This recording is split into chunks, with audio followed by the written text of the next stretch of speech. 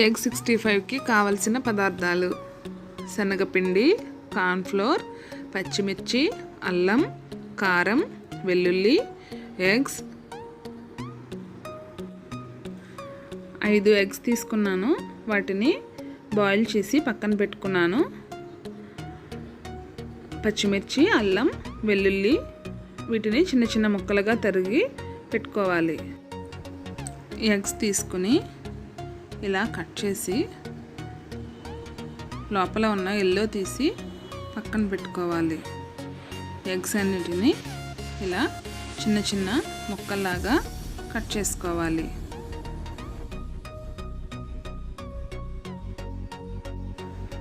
ఇలా కట్ చేసుకున్న తర్వాత ఒక బౌల్ తీసుకుని అందులో మనం కట్ చేసుకున్న ఎగ్ ముక్కలన్నిటినీ వేసుకుని అందులో కారం, ఉప్పు, అల్లం ముక్కలు, పచ్చిమిరపకాయ ముక్కలు, వెల్లుల్లిపాయ ముక్కలు,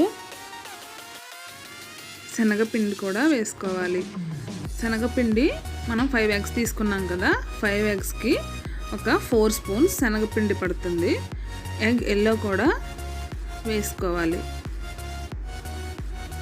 ఇప్పుడు ఒక ఎగ్ని ఇలా బీట్ చేసుకుని దీన్ని ఇందులో వేసుకుని కలుపుకోవాలి. ఇలా కలుపుకున్న తర్వాత దీన్ని చిన్న చిన్న ఉండల్లాగా చేసుకోవాలి.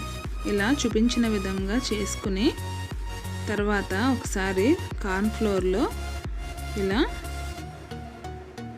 చేసిన తర్వాత ఆయిల్లో డీప్ ఫ్రై చేసుకోవాలి.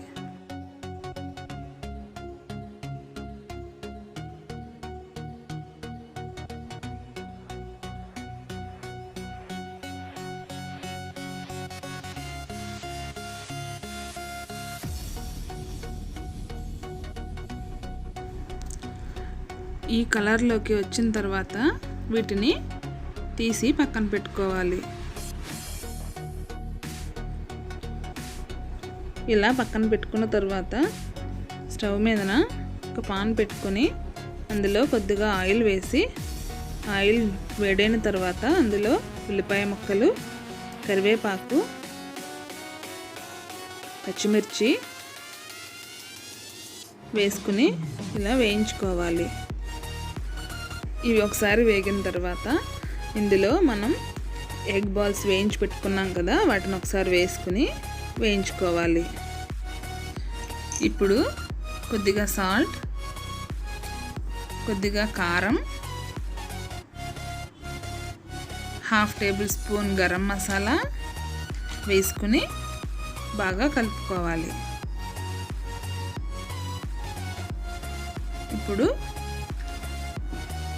2 టేబుల్ స్పూన్స్ టమాటా సాస్ కూడా వేసుకుని కలుపుకోవాలి.